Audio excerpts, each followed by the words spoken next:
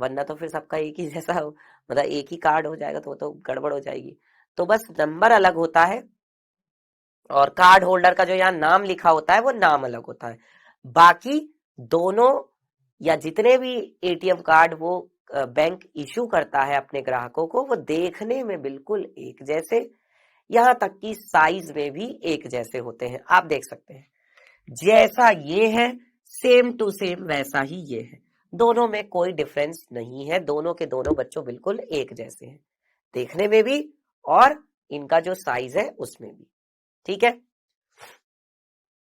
यहां तक क्लियर है सबको? ठीक है, तो हम ये कहेंगे कि अगर देखने में भी एक जैसे हैं, साइज में भी एक जैसे हैं, तो इसका मतलब ये दोनों क्या है? इसका मतलब ये दोनों बच्चों सर्वांग सम है। ये लीजिए, इसका मतलब क्या हो गया कि ये दोनों क्या है? ये दोनों सर्वांग सम है। आगे बढ़ते हैं, ये किसका चिन्ह है बेटा? ये है सर्वांग सम का चिन्ह।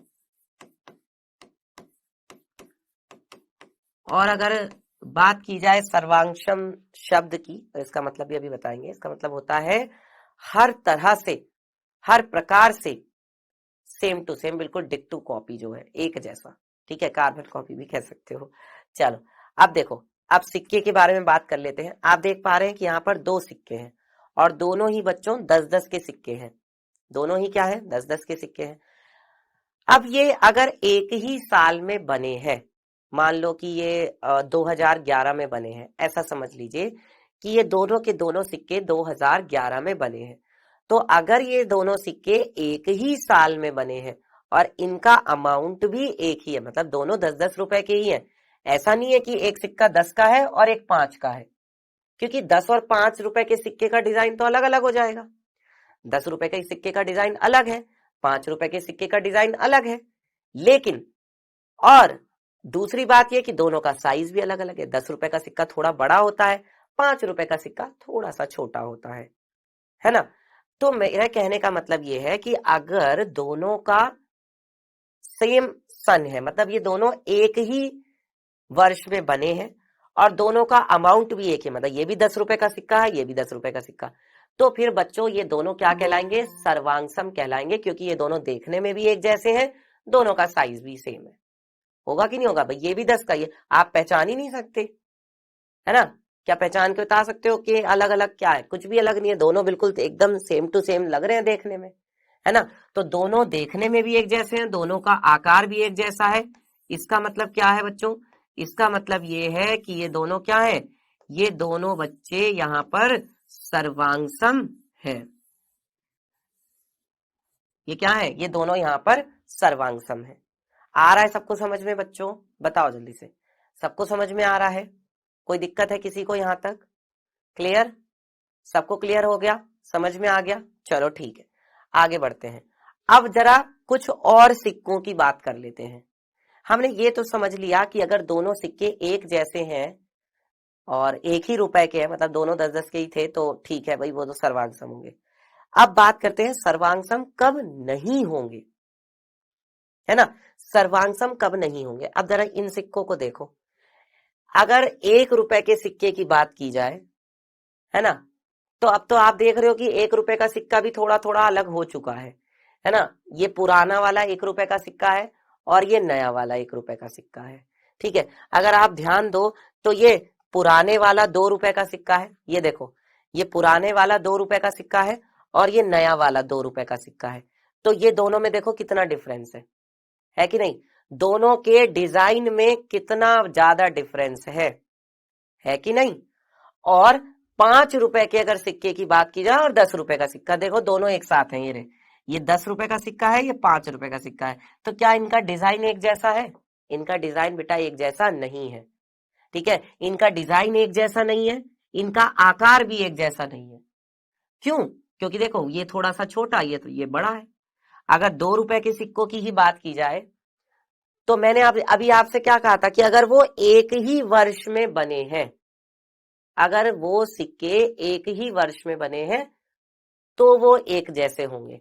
अब ये तो 2000 में बना है, ये तो सन 2000 का सिक्का है, तो काफी पुराना है ना? और ये सिक्का अभी नया नया वाला है, तो ये सिक्का तो बहुत पहले का बना हुआ, ये बाद का है, इसीलिए इनके डिजाइन में इतना डिफरेंस है। इसीलिए इनका डिजाइन अलग अलग है। तो जब भैया डिजाइन अलग अलग है तो हम नहीं कहेंगे कि ये सर्वांग सम है, हम मना कर देंगे कि ये दोनों सर्वांग सम नहीं है, क्योंकि इनका डिजाइन एक जैसा नहीं है। ठीक, अगर 10 रुपए और 5 रुपए के सिक्के की बात की जाए तो बच्चों इनका डिजाइन एक जैसा नहीं है, इनका साइज भी एक जैसा नहीं है, तो ये भी सर्वांग सम नहीं है। अगर 1 रुपए वाले सिक्कों की बात की जाए तो आप देख लो कि ये पुराना वाला 1 रुपए का सिक्का है और ये नया वाला 1 रुपए का सिक्का है, इनके डिजाइन में भी कितना डिफरेंस है कि नहीं? तो ये भी भैया सर्वांग सम नहीं है। समझ में आ गया? अच्छा, अब तो आपको पता चल रहा होगा कि सर्वांग सम आकृतियां कौन सी होती हैं और सर्वांग सम आकृतियां कौन सी नहीं होती हैं, कौन होती हैं और कौन नहीं होती है। पता चल रहा है ना, डिफरेंस पता चल रहा है सबको? चलो आगे बढ़ते हैं। अब इसके बाद एक एग्जाम्पल लेते हैं ताजमहल का। अगर मैं आपसे कहूं कि क्या ये तीनों बच्चों सर्वांग सम है, बताओ। सर्वांग सम, सर्वांग सम का मतलब क्या होता है जरा समझ लो। सर्वांग सम, सर्वांग सम का मतलब होता है बच्चों हर तरह से एक जैसा, हर तरह से बराबर। ये 3 शब्दों से मिलकर बना है, एक है सर्व, दूसरा है बच्चों अंग, और तीसरा है आपका सम। ठीक है, सर्व का मतलब है सभी, अंग का मतलब है पार्ट्स, और सम का मतलब है बराबर, है ना। सम का मतलब क्या है? बराबर। तो सर्वांगसम शब्द का क्या मतलब हुआ? सर्वांगसम शब्द का मतलब हुआ जिसके सभी पार्ट्स जो है, सभी टुकड़े जो है, सभी हिस्से जो है वो आपस में क्या हो? बराबर हो, उसको हम कहेंगे सर्वांगसम। अब क्या ये तीनों आपस में बराबर नजर आ रहे हैं? अब आप कहोगे कि सर क्यों नहीं, ये तो देखने में तो तीनों ही ताजमहल है। तो मैं तो कह रहा हूं कि हाँ, तीनों देखने में ताजमहल ही है, तीनों फोटो तो एक ही चीज की है, तीनों ही ताजमहल की एक ही फोटो है, पर बेटा इसका साइज देखो ज्यादा है, इसका साइज थोड़ा कम है, और इसका साइज तो उससे भी कम है कि नहीं? तीनों का जो साइज है वो अलग अलग है, और अगर तीनों का साइज अलग अलग है इसका मतलब ये तीनों सर्वांग सम नहीं है। देखो, सर्वांग समता की सबसे पहली शर्त ये है कि देखने में एक जैसे होने चाहिए। अब अगर देखने में एक जैसे हैं तब हम बात करते हैं कि क्या उनका साइज भी एक जैसा है। तो जैसे अगर इन तीनों की बात की जाए तो ये देखने में तो एक जैसे, पर क्या इनका साइज एक जैसा है? नहीं, तो इसलिए सर्वांग सम नहीं है। अगर मान लीजिए कि देखने में ही एक जैसे नहीं है तो सर्वांग समता की तो बात ही खत्म हो गई, बिल्कुल, फिर तो वो हो ही नहीं सकते। अगर वो देखने में ही एक जैसे नहीं है, साइज के ऊपर तो जाना ही नहीं है फिर। ठीक है, चलो और कुछ एग्जाम्पल देखते हैं। अब यहां पर आपको ये 2 वृत्त नजर आ रहे हैं। बेटा देखो, ये भी क्या है? ये भी आपका वृत्त है, और ये भी क्या है? ये भी आपका वृत्त है। तो दोनों है तो वृत्त ही, ये भी वृत्त है वो भी वृत्त है, पर दोनों में क्या फर्क है? फर्क क्या है दोनों में? क्या दोनों का साइज सेम है? दोनों आकृतियां तो एक ही हैं, ये भी वृत्त वो भी वृत्त, है ना। पर क्या दोनों का आकार सेम है? आकार यानी कि साइज, ये थोड़ा बड़ा है वो थोड़ा छोटा है, तो क्या हम ये कहेंगे कि ये सर्वांग सम है? हम मना कर देंगे, ये दोनों सर्वांग सम नहीं है।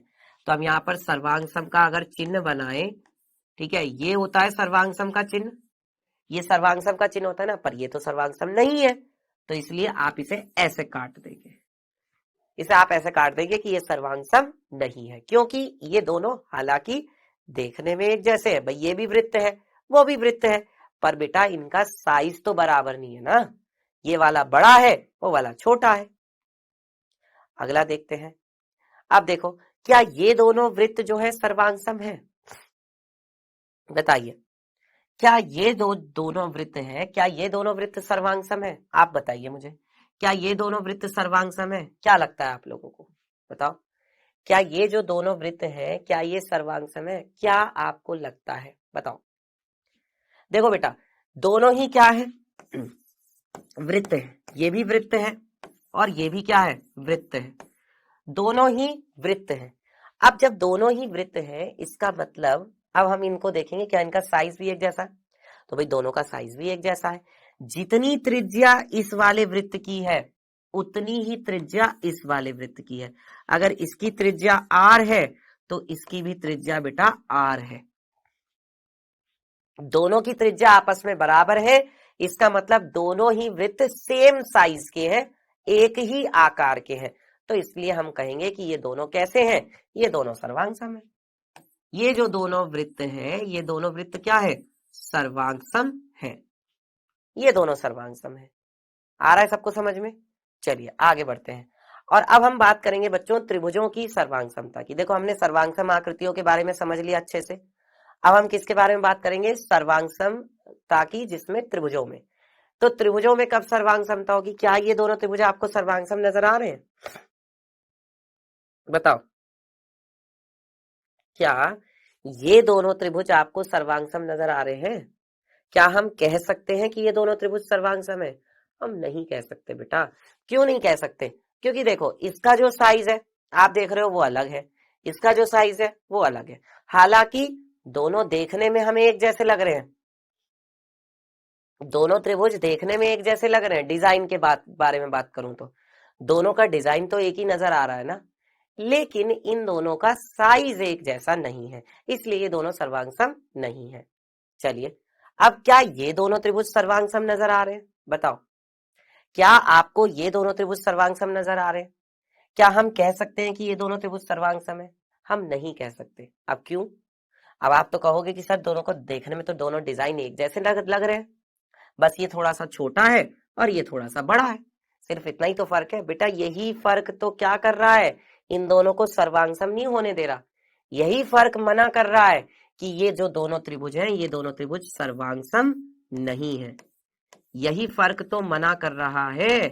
क्या मना कर रहा है? कि ये दोनों त्रिभुज सर्वांग सम नहीं है, ये कुछ और है और ये कुछ और है।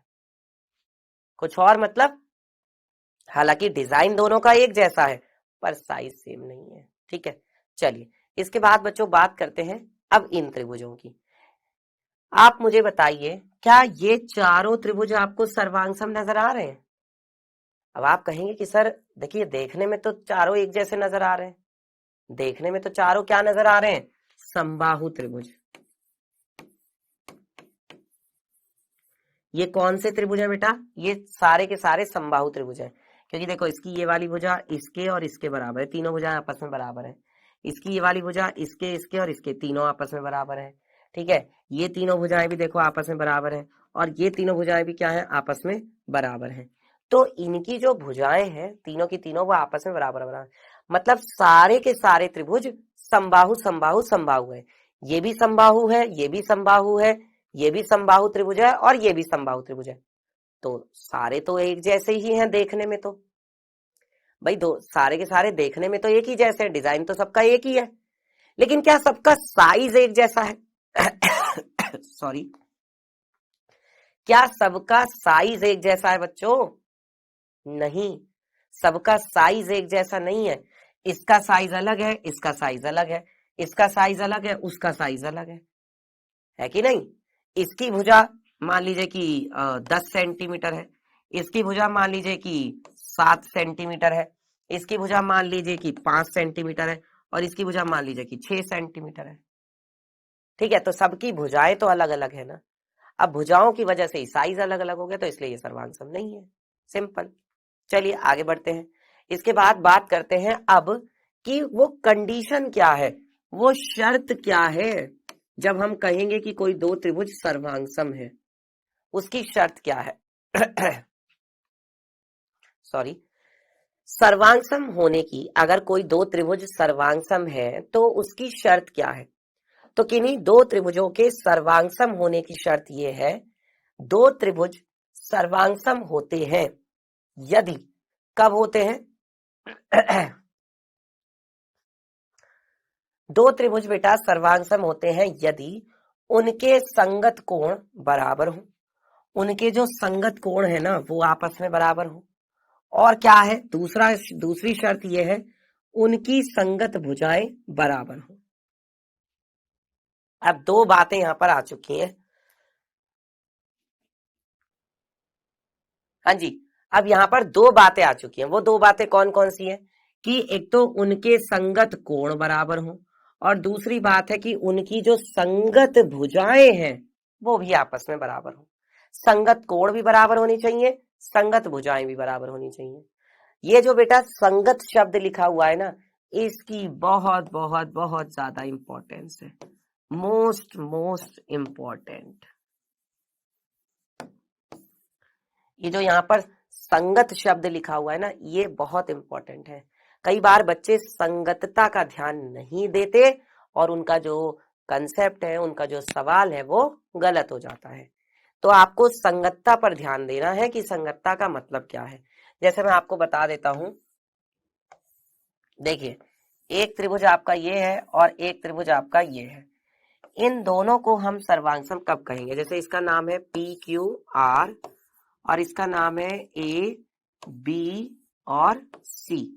अब जरा ध्यान दो बच्चों, इसकी ये वाली भुजा है 3, इसकी वाली भुजा है 4 और इसकी वाली भुजा है 6। इसकी वाली भुजा है 3, इसकी ये वाली भुजा है 4 और इसकी वाली भुजा है 6। ठीक है, तो क्या हम ये कह सकते हैं कि ये दोनों त्रिभुज सर्वांग सम है? क्या हम कह सकते हैं दोनों त्रिभुज सर्वांग सम है? अब देखो, इसकी 3 भुजा वाली कौन सी भुजा है? PQ। हमने कहा PQ भुजा जो है, हमने क्या बोला? PQ भुजा जो है वो कितनी है? 3 सेंटीमीटर है। और इसकी AC भुजा कितनी है? 3 सेंटीमीटर है। तो AC भुजा कितनी है इसकी? 3 सेंटीमीटर। तो ये दोनों आपस में क्या हो गई? बराबर हो गई। PQ बराबर हो गई AC के, दोनों ही कितनी है? 3 सेंटीमीटर। अब देखो, इसकी ये QR भुजा कितनी है? इसकी ये QR भुजा है 4 और इसकी ये AB भुजा कितनी है? 4। QR बराबर है AB के और दोनों ही कितनी है? 4 है। ठीक है, अच्छा अब जो तीसरी भुजा है वो कितनी है? तीसरी भुजा है यहाँ पर PR जो कि 6 है और यहाँ पर है BC जो कि 6 है। अब PR जो है वो किसके बराबर है? BC के बराबर है, दोनों ही 6 है। क्या यहाँ पर संगतता मैच कर रही है? देखो संगतता क्या मैच कर रही है? देखो हमने PQ लिखा तो हमने क्या लिखा? AC लिखा। अब देखो PQ लिखा तो AC लिखा, यानी P के साथ कौन है? A और Q के साथ कौन हुआ? C हुआ। P के साथ हुआ A, Q के साथ हो गया C। पहले वाला पहले वाले के साथ, बाद वाला बाद वाले के साथ। तो फिर तो यहां पर Q के साथ कौन होना चाहिए था? यहां पर Q के साथ कौन होना चाहिए था? जब यहां पर Q के साथ C है तो यहां पे भी तो Q के साथ C होना चाहिए था। ये कहां से आ गया? आ रही है बात समझ में? जब ये यहाँ पर Q है तो यहाँ पर भी क्या होना चाहिए था? C होना चाहिए था। देखो Q के साथ यहाँ पर C है पहले वाले में, तो इसमें भी तो Q के साथ C होना चाहिए था ना? नहीं है ना? अच्छा, यहाँ पर P के साथ A था और यहाँ पर तो देखो P ही नहीं है। हालांकि यहाँ पर A है, पर क्या इन दोनों में P है? नहीं है। इसका मतलब यहाँ पर भुजाएं तो बराबर नजर आ रही हैं, पर संगतता नहीं है। संगतता नहीं है, इसलिए ये दोनों त्रिभुज सर्वांगसम नहीं होंगे। ये दोनों त्रिभुज बेटा सर्वांगसम नहीं है, जबकि भुजाएं बराबर है। उसकी भी भुजा 3, 4 और 6 है, इसकी भी भुजा 3, 4 और 6 है, लेकिन संगतता तो नहीं है ना। इसीलिए तो कहा गया है कि संगतता पर ध्यान देना है। मैं आपको इस संगतता को और भी अच्छे से समझाऊंगा, बिल्कुल परेशान होने की जरूरत नहीं है। ठीक है, लेकिन वो चीज हम समझेंगे अगली क्लास में। ठीक है, अभी के लिए इतना ही रखते हैं। और अब हम लोग करते हैं बच्चों क्विज। रेडी हो जाइए क्विज के लिए। क्विज का पहला सवाल आपकी स्क्रीन पर आएगा, ध्यान से आंसर करना। ओके, चलिए तो ये रहा बच्चों, देखो आपका पहला सवाल।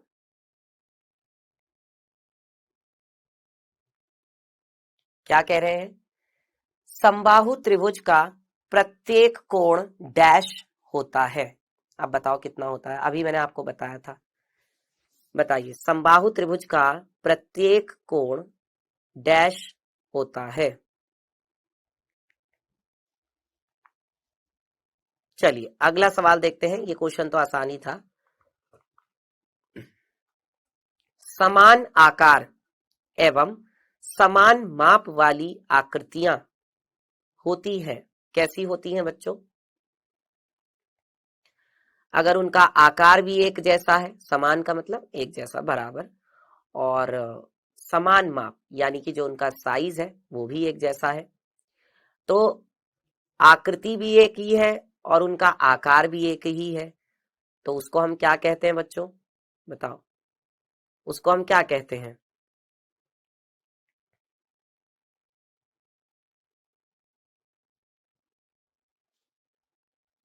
चलिए डिस्कस कर लेते हैं बच्चों। पहला सवाल क्या था?